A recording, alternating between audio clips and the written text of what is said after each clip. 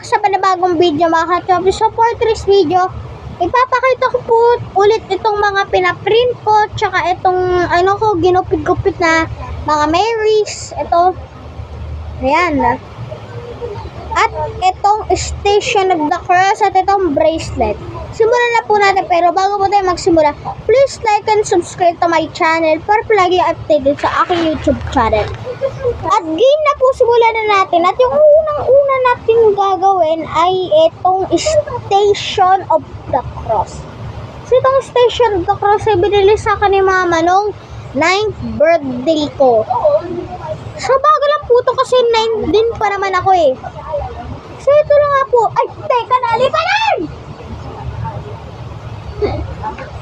Nalipad. So, ito na nga po yung unang-una. Jesus ay, ito po yung unang-una, Last Supper. So ito yung mga tinapay na binigay niya sa kanya mga alagad. 1, 2, 3, 4, 5, 6. So, bali 6 po sila. Hindi po lahat napakita. Ito naman po yung nagdasal si Jesus. Pero, hindi ko alam kung ano ba yung tao doon. Ito naman yung inano na si Jesus ng kamatayan. Inano siya. Yung sinabi na, ikaw ba ang hari ng Hudyo? Sinong aking palalayain? Pero, sumagot na si Barabas yung kanilang papalayain. Kung ako, nabuhay ako na kasali ako doon sa pagpipili ko si Barabas o si Jesus may pipili. Ako 100% si Jesus ang aking pipiliin. Kasi si Barabas ay po yun eh, magnanakaw, mamamatay tao, tsaka mayabang.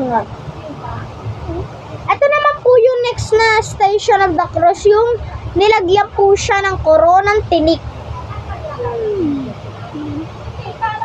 Ayun po yung mga yung mga salbahing tao na naglagay sa kanya ng corona. Tapos kawawa si Jesus na ito, may dugo na siya dito. Tapos sa inyo, Hudyo, tapos pinagpasan siya ng cross.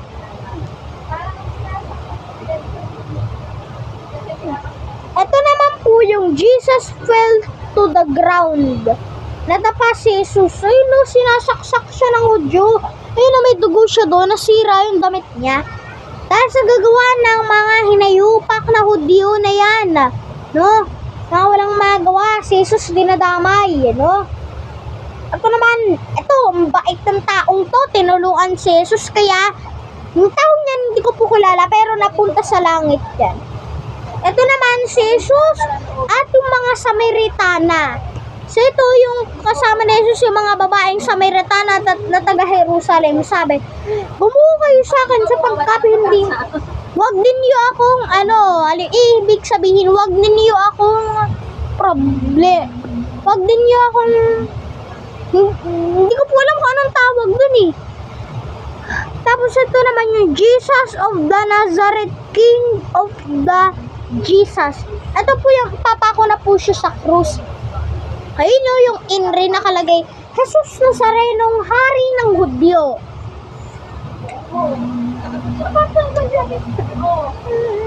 Ito naman po yung sinabi ni Jesus na, Ama, patawarin mo sila sapagkat hindi nila nalaman yung kanilang ginagawa. Ito po yung next Station of the Cross. Ito naman po yung huling pagkikita ni Jesus sa kanyang ina na si Maria. Ito naman yung patay na si Jesus, yung nalagot yung kanyang hininga, sabi niya. Gumanon niya siya. Ito naman po yung La Pieta. Yung La Pieta naman po is yung lilibing na po si Jesus sa, tawag dito? Sa libingan. Ito po. Ito naman yung Jesus rise, ay tawag dito, muling pagkabuhay. Muli yan. Tapos, bumalik po tayo dito sa unang Station of the Cross, the Last Supper. So, next naman po natin ay ito. So, ito naman po, binili lang po ng mama ko sa Divisoria. Paano po kasi, May, di ba nga June 8 yung pasukan yung first day of school? Bumibili na ako ng mga gamit sa mga bag, pencil, sa mga damit, sa mga sando. Pumunta kami sa simbahan ng Santo Niño sa Tondo. Tapos, binili po namin ito sa halagang 20 or 50 or 10 pesos ata. May pagka Saint Benedict na din po siya. At ito yung mismong crucifix. Blacks po siya. And then, parang magnet siya kasi madali po siyang madikit eh. I don't know. Tapos, eto naman po yung next natin ay etong mga Mama Mary na ginupit-gupit ko sa box. Naalala nyo yun yung in-unboxing natin nung sa Mama Mary tsaka yung Nazareno. Meron po akong unboxing no. Tignan nyo na lang sa aking account, Jared Vlog page. Ito po yun, yung Mama Mary na yan, glow in the dark, and then yung lang, sakto lang. Tapos ito yung isang Mama Mary. Ito naman po, kabago-bago akong pinaprint dito. So ito na nga, Via Cruces, Dalaw Nazareno. Ayan yung Via Cruces, Dalaw Nazareno. Atong Jesus, yung of the Holy Cross, Dalaw Nazareno. Ito po yung bago, si San Lorenzo Luis. Bago lang po siya. Tsaka itong Saint Matthew. Pangalan niya po ay Saint Matthew. Apostol po siya, ito, apostol. Itong Holy Trinity, banal na Santatlo, kung saan Ama, Anak, Ama, Anak, Espiritu Santo. Napili ko kasi si Jesus anak nga pala siya.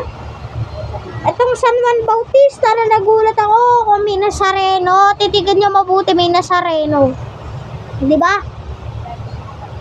Itong Lent of Lord or Lent of Jesus or Lent of Lord nga talaga. Tapos itong Saint Peter and Saint Paul. May video din ako na nagpunta kami sa Saint Paul's. Panoorin nyo na rin po. Jared Vlog PH. Jared Vlog PH po yun. Tapos itong Saint Clair, Saint Medus. Hindi ko po alam mo bakit din yung mga pangalan na parang pangalan ng Chinese, Korean, Japan. Ito naman yung Miyerkules ng Abor, Ash Wednesday.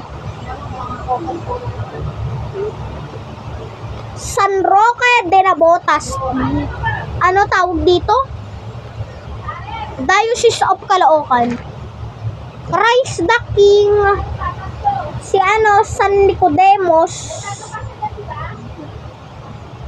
Ito naman Saint Paul's Wiki and Companions. Hindi ko po kilala to.